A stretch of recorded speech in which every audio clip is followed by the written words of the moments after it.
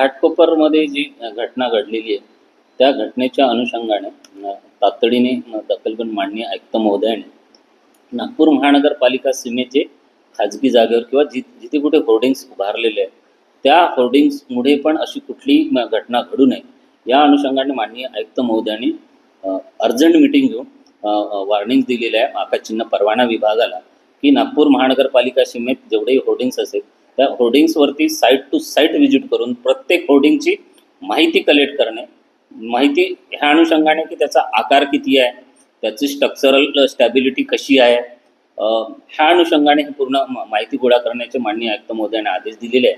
आणि त्या आदेशाची पूर्तता होण्यासाठी आकाशचिन्ह परवाना विभागाने 2 टीम्स फॉर्म केलेल्या आहेत, तयार केलेल्या आहेत. एका टीममध्ये जवळपास 3 कर्मचारी आहेत आणि त्यांना व्हेकल प्रोव्हाइड केलेलं आहे. ते टीम शहरातील प्रत्येक होर्डिंगवरती जाऊन ही जी त्याचा आकार किती आहे, त्याची स्टॅबिलिटी कशी आहे, ह्या सगळ्या त्या स्ट्रक्चरची स्थिती कशी आहे, हा सगळा डाटा 15 दिवसात गोळा करण्याचे काम आजपासून सुरू झालेलं आहे.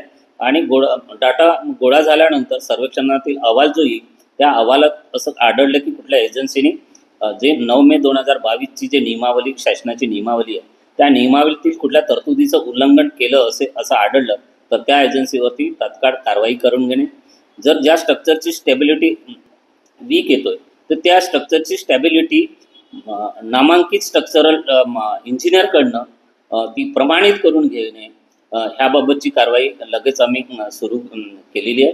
आणि त्या एजन्सींना आम्ही पत्रसुद्धा नोटीससुद्धा यापूर्वी दिलेल्या आहे, अजून पण नोटिसेस देणं सुरू केलेलं आहे की आपली स्ट्रक्चरल स्टॅबिलिटी पुनश्च प्रमाणित करून घेऊन स्ट्रक्चरल स्टॅबिलिटी स्थिरताबाबतची स्थिती काय आहे त्याचं अहवाल सादर करण्याचे एजन्सीला सुद्धा निर्देश दिले. म्हणजे दोन्ही प्रकारच्या कारवाई चालू आहे. एक डिपार्टमेंटच्या थ्रू पण स्थिरता आहे की नाही आहे आणि एजन्सीकडून पण ती चेकिंग करून स्थिरता त्या स्टॅबिलिटी त्या स्ट्रक्चरची स्टॅबिलिटीचा डाटा जमा करणं सुरू केलेलं आहे. सर या आधी कुठला स्ट्रक्चरला नोटिसेस वगैरे इश्यू केलेले आहेत किंवा कारवाई झाली? बिलकुल केलेलं आहे.